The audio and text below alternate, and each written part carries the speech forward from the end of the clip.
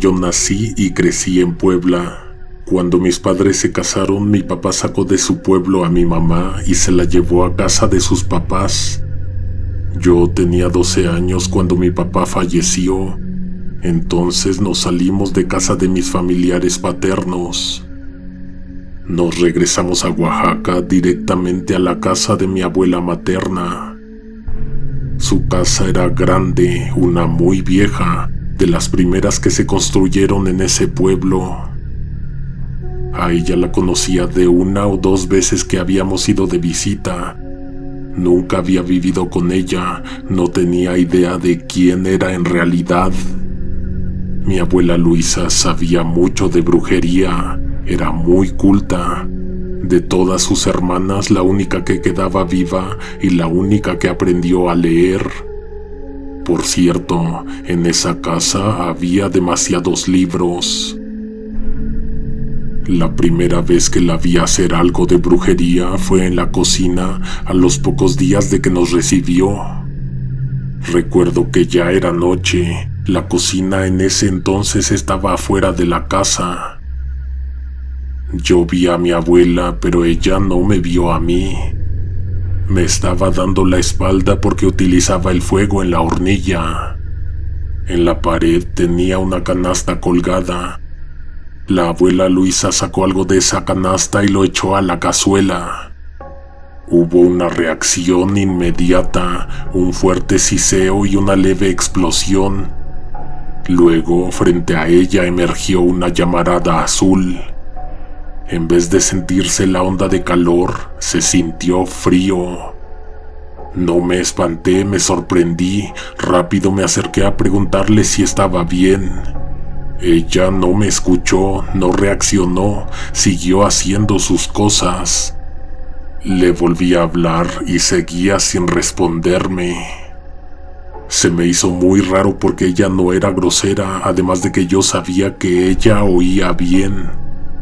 Me acerqué más y me la encontré en un trance, como si estuviera dormida, sonámbula, a excepción de que yo nunca había visto a una persona actuando y haciendo cosas dormida, pero con los ojos abiertos y en blanco. Tomé un trapo para retirar del fuego lo que ella estaba cocinando. Estuve a punto de sostenerlo cuando mi abuela me agarró fuerte del brazo. Mi abuela, o lo que la estaba controlando. Las pupilas le volvieron al frente y con una mirada que yo no reconocí como suya, me vio y me dijo que me fuera a la cama. Su voz también sonaba distinto, ahí sí me espanté. Me fui directo a mi cuarto, me encerré y puse la tranca para que nadie pudiera abrir. Pasaban todo tipo de cosas en esa casa. A veces se prendían luces azules que flotaban en el centro del cuarto, sobre todo de noche y de madrugada. Nunca le encontré explicación a esas luces. Eran tan brillantes que a veces me despertaban. Cuando ya estaba levantado, las veía cambiar de intensidad. Subían y bajaban, luego se salían del cuarto, se iban al patio. Mi mamá ya me había dicho varias veces que mi abuela era bruja, pero ni siquiera le presté atención, pues según yo, las brujas volaban en escobas y eran muy feas. Por el contrario, mi abuela era muy bonita. De hecho, se veía mucho más joven que la edad que decía tener. Eso de que su edad y su apariencia no concordaban decía mucho de lo que ella no muy bien intentaba esconder. Otra cosa era que de vez en cuando mi abuela se quedaba despierta toda la madrugada haciendo ruido, cantando en otras lenguas y bailando. La misma noche en que ella lo hacía, todos teníamos pesadillas. Eran de esas que te hacen despertarte sudando y gritando. En mi caso, el sueño era siempre el mismo. Se suponía que estaba en mi cama y me despertaban los toquidos a la puerta, aunque en mi cuarto no había puerta en realidad. Primero empezaban golpeando leve, luego fuerte hasta casi parecer que se estaban azotando contra la puerta. La persona del otro lado me pedía que lo dejara pasar, pero yo le decía que no. Era un hombre enorme que cuando se cansaba de pedirlo se aventaba contra la puerta y la arrancaba del marco. Al entrar, caminaba directamente hacia mí. Siempre despertaba cuando ya se me había ido encima para matarme. Despertaba sobresaltado, con la respiración agitada y el corazón al 1000. Cuando lograba tranquilizarme un poco, escuchaba que había alguien en el techo de la casa. Ese alguien siempre resultaba ser mi abuela Luisa. Cuando le llegué a cuestionar a mi madre sobre las cosas que hacía esa señora, siempre me decía que no estuviera espiándola o la iba a hacer enojar. Yo nunca había visto a la abuela enojada. Ella siempre era tranquilidad y una mirada profunda, pero un día alguien le hizo algo.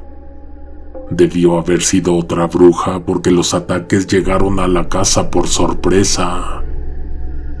Veíamos caras en las paredes observándonos en la oscuridad, espiándonos.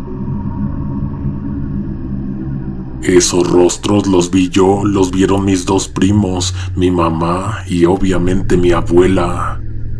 Las caras salían del muro como si lo estuvieran atravesando. La comida se echaba a perder cuando nos la estábamos comiendo.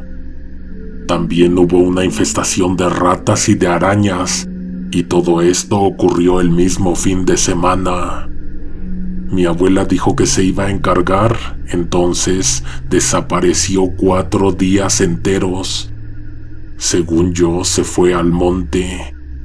Volvió con el cabello corto, pero como si ella misma se lo hubiera cortado. Regresó muy cambiada, como si alguien le hubiera hecho algo y no nos quisiera decir. ¿A dónde se fue exactamente? Nadie sabe. ¿Qué hizo? Obviamente a nadie le iba a decir. A partir de entonces mi abuela tenía una muñeca que llevaba con ella para todos lados. Por cierto, las manifestaciones terroríficas y otras cosas raras dejaron de ocurrir en la casa. Una tarde, regresando de la escuela, me encontré a doña Luisa haciendo un agujero en el patio.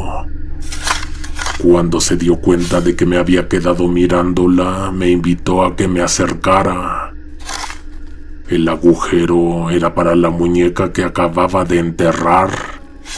Le pregunté por qué lo estaba haciendo. Ella, en lugar de contestarme eso, me contó quién era esa muñeca. Al parecer mi abuela ya me veía más grande y ya no me iba a ocultar lo que era y lo que hacía. Esa muñeca era una mujer que le hizo un mal. Alguien que vivía en la misma calle de la casa de mi abuela, en la esquina, una tal Elvira. Pero, ¿qué le hizo a mi abuela? Cuando se lo pregunté, ella mejor me contestó qué significaba esa muñeca. Si la enterraba, Elvira se enfermaba. Si la echaba al fuego, le venían dolores agonizantes. Si ponía la muñeca debajo de su cama, a la persona le daba insomnio. Podía hacer que se ahogara, que se le rompieran las piernas, que se le cayera el cabello, que se enfermara gravemente. Hasta me dijo mi abuela que podía hacer que un demonio abusara de ella. Evidentemente también podía hacer que se muriera. Al día siguiente vi que había gente afuera de la casa de Elvira. No sabían bien cuáles fueron las causas, pero ella amaneció muerta. Mi abuela fue al velorio como si nada hubiera pasado. Me acuerdo que antes de que entráramos me dijo que pasara lo que pasara, no me fuera a asustar. Si alguien te dijera eso en un velorio, dejarías de espantarte. Entramos, saludamos a los familiares, nos ofrecieron café y pan. De pronto mi abuela se levantó de la silla y me dijo que me quedara ahí sentado esperándola. Dijo que iba a la casa y volvería rápido. Me empezaron a sudar y a temblar las manos. No sé por qué estaba tan seguro de que algo malo iba a pasar en ese momento. A los minutos de que mi abuela salió, se escuchó un grito horrible proveniente del interior del ataúd. Era Elvira, no estaba muerta, o regresó de la muerte.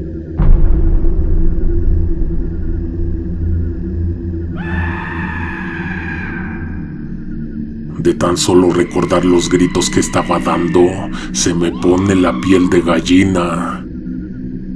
Ayudaron a esta mujer a salir del ataúd, aunque ella en realidad no se podía aún mantener de pie. Se tiró al suelo desde donde pidió que le dieran un vaso de agua. Estuvieron a punto de enterrarla viva. Pues resulta que ella nunca estuvo muerta, que todo lo que hacían y decían alrededor de ella lo podía ver y oír, pero no podía mover su cuerpo, casi ni siquiera respirar. A mi abuela yo siempre le había tenido respeto, pero esa vez también le tuve miedo. ¿Por qué a esa mujer? ¿Qué le habrá hecho Elvira a doña Luisa? Le pregunté a mi abuela que por qué no solo la mataba y ya. Al parecer le divertía verla sufrir a ella y a su familia. Cuando sumergía la muñeca en agua, le quitaba a la señora cualquier intención de responder de vuelta, luchar o defenderse. Estoy segura de que ella sabía quién le estaba ocasionando los males. También me cuestionaba por qué nadie había venido a tocarle la puerta a mi abuela. Al parecer, la gente también le tenía miedo y respeto. A cada rato se llevaban a Elvira al hospital. Se quedó calva, se incendió su casa, tuvieron un accidente sus papás. La pregunta que más me quitaba el sueño era ¿qué podrían haberle hecho a mi abuela para que tuviera tanto odio y tanto rencor hacia una sola persona? Cuando cumplí los 17 me regresé a Puebla para seguir estudiando. Iba a visitarla a ella y a mi mamá de menos una vez al mes. Cuando mi mamá también se vino a Puebla, las visitas a casa de mi abuela dejaron de ser frecuentes. Entonces el tiempo transcurrió. Lo siguiente que te voy a contar pasó después de 15 años. A mí el asunto de la muñeca ya se me había olvidado. Cuando iba a ver a doña Luisa, hablábamos de muchas otras cosas. Pero en 2018, poco antes de que falleciera, en una visita me invitó a pasar a su recámara. Estaba recostada en su cama, se veía un poco incómoda, como que tenía dolores y espasmos. Yo solo sabía que estaba mal, pero no tenía conocimiento de su enfermedad. Me dijo que necesitaba que le hiciera un favor muy grande. Me señaló hacia una caja de cartón en lo alto de un mueble. Me dijo que la jalara y la bajara al piso. Atrás de la polvorienta caja estaba la muñeca. Hasta sentí sudor frío en la espalda cuando la volví a ver. Me vinieron tantos recuerdos a la mente. Para empezar, todas esas cosas horribles que me quitaron el sueño preguntándome ¿por qué hacía eso mi abuela? Ella estaba lista para decírmelo, pero antes quería pedirme un favor. Que de regreso a Puebla me llevara la muñeca. Eso sí que no, discúlpeme, pero no puedo. No me siento capaz de hacerle mal a una persona. Mi abuela me dijo que ella recordaba que yo le había preguntado que por qué lo hacía, qué le habían hecho para tener tanto rencor. Doña Luisa esperaba que yo fuera insistente y le preguntara hasta que me lo contara. Decía mucho de mí la falta de curiosidad, según ella. Resulta que mi bisabuelo trabajaba con un sujeto que se llamaba Jacinto. Mi bisabuelo mucho dinero le quedó a deber. El tal Jacinto tenía una hija, Elvira, la persona que mi abuela metió en la muñeca. Esa mujer, Elvira, no podía tener hijos. Un día pasó algo que nos sorprende en los pueblos. A mi bisabuelo se le ocurrió pagarle con uno de sus hijos recién nacidos. Cuando regalaron al niño, mi abuela tendría como unos 12 años y se acordaba bien. Ese niño creció del otro lado de la calle, en la casa de la esquina. Luisa todo el tiempo lo observaba y desde lejos estaba pendiente de él. Un día notó que el niño tenía golpes en los brazos y en el cuerpo.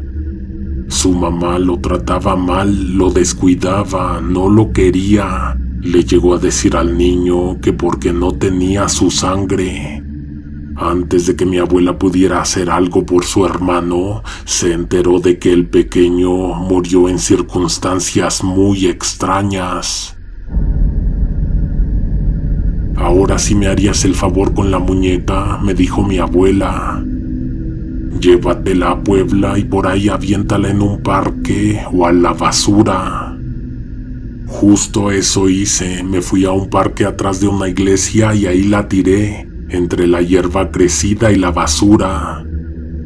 Nunca creí que algo fuera a pasar después de esto, pero un día, a los pies de la iglesia, me encontré a una persona que se me hizo muy familiar. Te juro, era Elvira.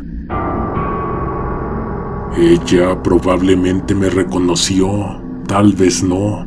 Era imposible saberlo, su cuerpo estaba, pero su mente no. Dormía en las calles, pedía limosna. Estaba sucia todo el tiempo. Se lo merece, le mató un hermano a mi abuela, pensé. Pero cuando llegué a casa me quedé muy trastornado y me sentí mal. Aquel era un lugar por donde siempre pasaba y cada que caminaba a un lado del parque y de la iglesia me daba cuenta de que esa esquina seguía intacta. La muñeca tenía que seguir ahí, entre las plantas y la basura.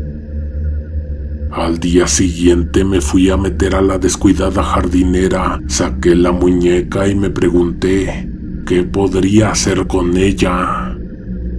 La destruí echándola al fuego. Doloroso, no lo sé, pero iba a acabar de una vez por todas con ese odio que mi abuela tenía guardado. Y también iba a terminar con todo ese dolor y sufrimiento ocasionado. Como te digo, siempre pasaba por ahí al regresar de trabajar. Al día siguiente me asomé y no vi a esta persona en las escaleras. Sentí alivio, pero también sentí algo en el pecho. Seguí caminando. En donde en un principio había tirado la muñeca, en la jardinera, en donde había hierba crecida y basura, quedaba un vacío que todavía humeaba. Esa pared exterior de la iglesia presentaba una extensa mancha de hollín, visible desde el nivel del suelo y alcanzando aproximadamente 4 metros de altura. El daño parecía haber sido causado por la quema de un cuerpo pegado directamente a la base de la estructura. La textura de la pared mostraba señales de exposición al calor, con algunos fragmentos de piedra oscurecidos y una ligera deformación en el revestimiento, lo que indicaba que las llamas tuvieron cierta intensidad. Ese vacío que sentí en el pecho al ver que aún humeaban los restos de carbón en el suelo, lo sentí 10 veces más intenso en la tarde cuando me habló mi mamá para decirme que mi abuela había muerto. Una prima me dijo que doña Luisa ya sabía que se iba a morir. Ya se los había anunciado a todos. Mi prima también me dijo que no sabía si esa era la manera en que morían las brujas, pero que mi abuela inesperadamente se prendió en llamas y de la nada su cuerpo ardió hasta que se consumió totalmente. Nunca voy a olvidar lo que vi en ese momento. La escoba y el recogedor recargados en la pared y en la mesa una caja con las cenizas y los pedazos de carbón.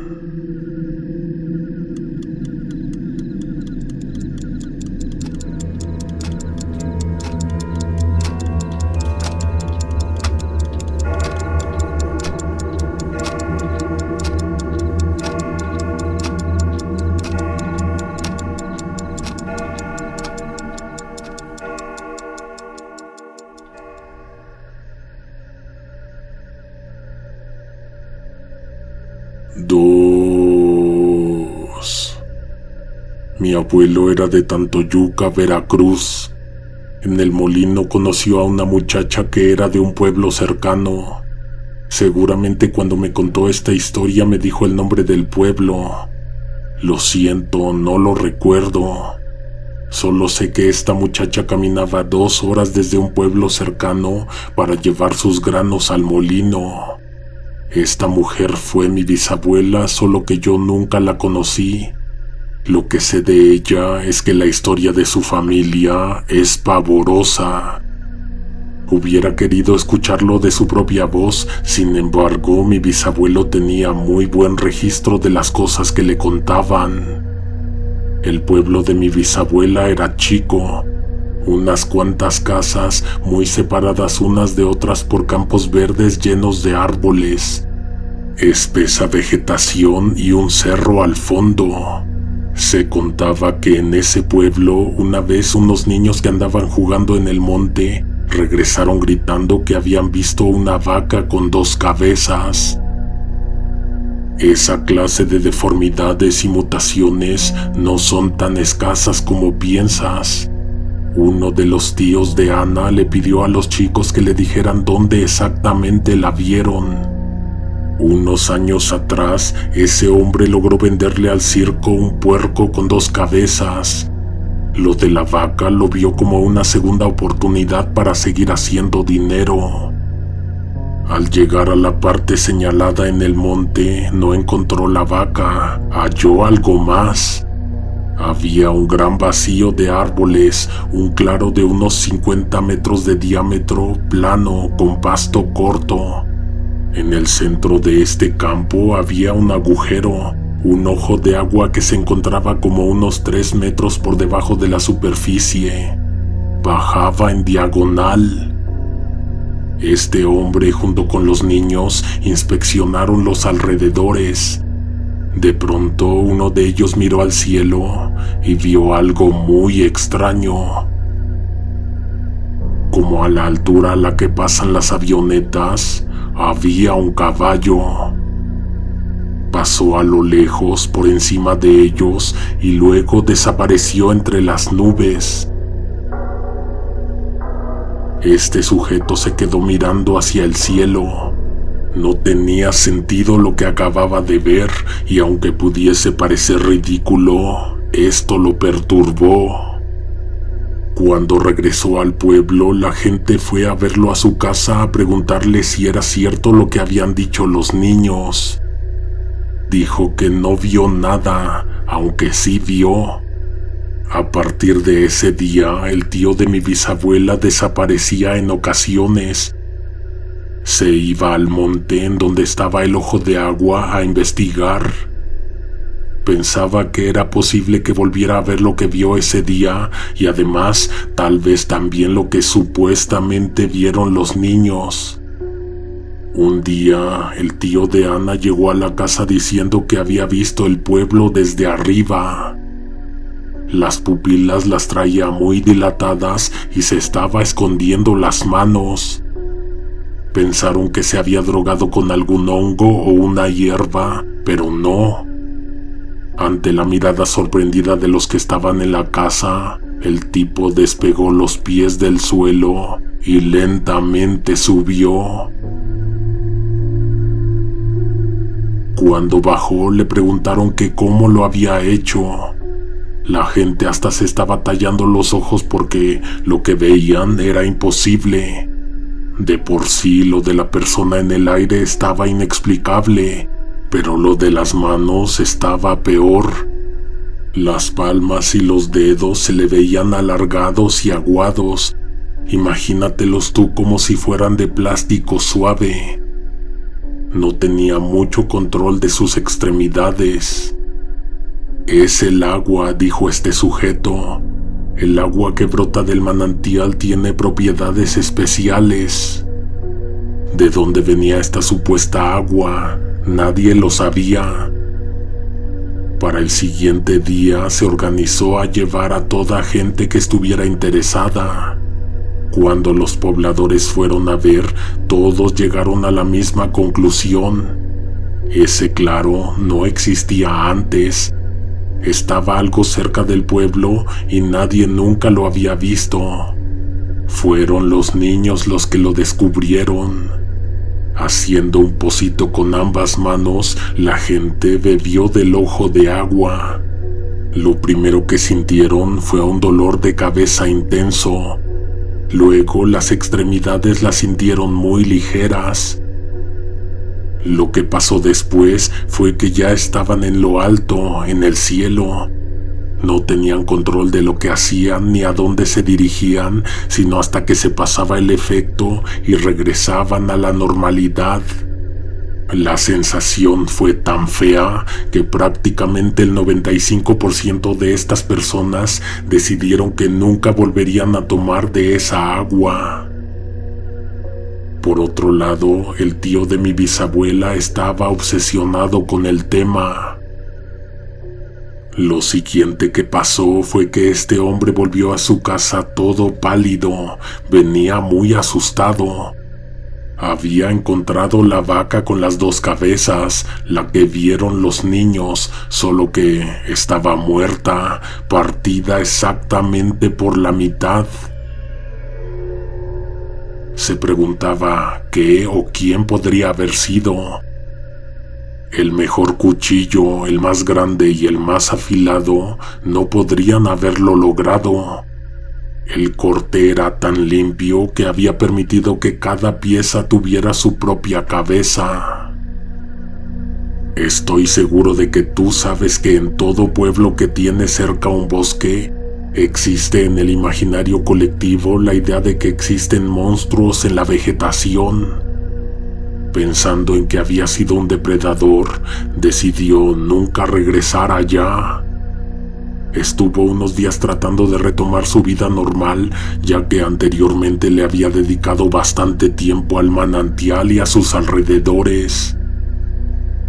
Un domingo, en lugar de que él fuera a visitar el monte, las cosas de ahí lo vinieron a visitar. Al patio que tenía en la parte posterior del terreno, llegó de visita un caballo, pero no era cualquier caballo, tenía 2 cabezas. ¿Sería el mismo caballo que este hombre y los niños vieron en el cielo? Definitivamente, el caballo además había bebido agua del manantial, como la vaca y como casi todos los habitantes del pueblo, cuando menos una vez. ¿Sabes por qué no le pasó nada en ese entonces a mi bisabuela?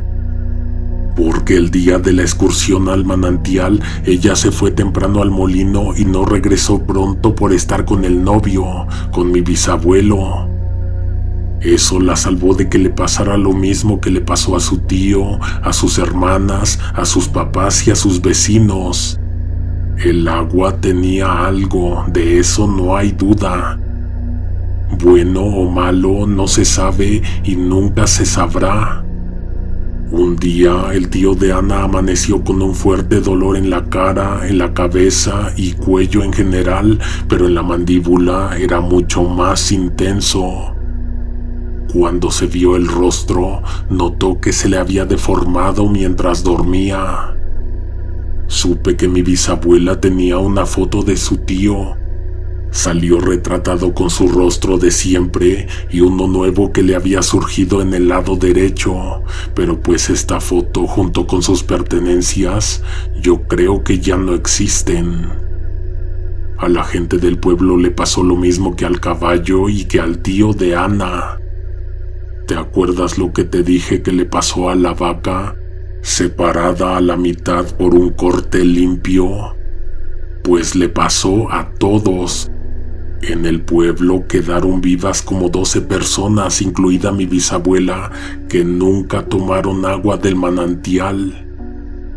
Uno de todos ellos dijo que no era bueno quedarse en ese lugar.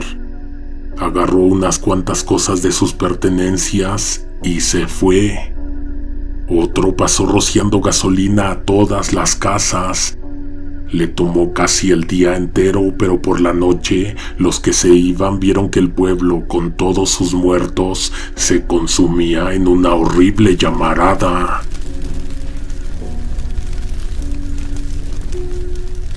Ana durmió una semana entera a espaldas del molino, en la intemperie, en espera de volver a ver a mi bisabuelo.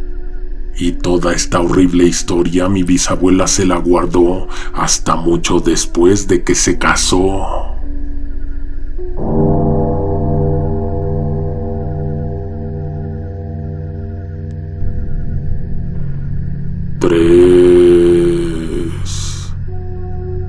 Una prima de mi mamá me contó algo horrible.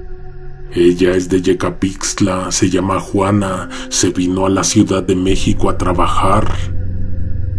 Dice que cuando tenía como 16, tenía una amiga que era de ahí mismo, pero se fue.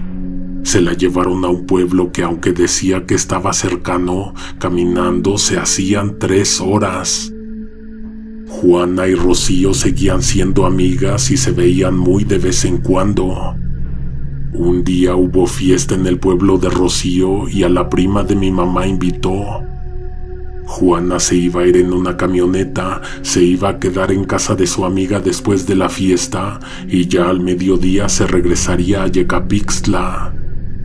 Era una fiesta grande, se invitó a todo el pueblo, que la verdad era muy poca gente, pero se abrieron las puertas de la casa, se colocaron mesas, sillas, unas lonas y a todos se les ofreció bien de tomar y de comer. Lo extraño de esto era que debía ser un funeral, pero era una fiesta. La señora a la que le estaban festejando murió el mismo día de su cumpleaños. En los pueblos es común que en vez de ponerse a llorar y a estar de luto, hagan grandes fiestas celebrando la vida del difunto. Lo extraño era que siempre después de la fiesta se hacía la procesión hasta el cementerio, se sepultaba al muerto, se le daba una misa y al final se llenaban los vasos y se brindaba a salud del que nos dejó. Esa vez no hubo nada de eso. No había cuerpo. ¿Qué le pasó? ¿Cómo murió? Juana no se acuerda de eso, de lo que bien se acuerda, y se le revuelve el estómago de solo traerlo de vuelta a su memoria. Es de lo que pasó después de la fiesta. Hubo una misa ahí mismo en la casa de la difunta. El sacerdote leyó una carta que la señora dejó en un sobre. Dio las gracias por haber asistido y por haber cumplido su última voluntad. Les informó que ella quería que cuando muriera hicieran una fiesta muy grande y que su cuerpo se lo dieran de comer a los asistentes. Tía Juana dice que recuerda el sabor y la textura, que mientras ella estaba comiendo le salió algo que se le atoró entre los dientes. A su amiga le pasó lo mismo al mismo tiempo, así que ambas se pidieron un vaso con agua para pasarse el mal trago y sin saber qué tenían en su plato, siguieron comiendo.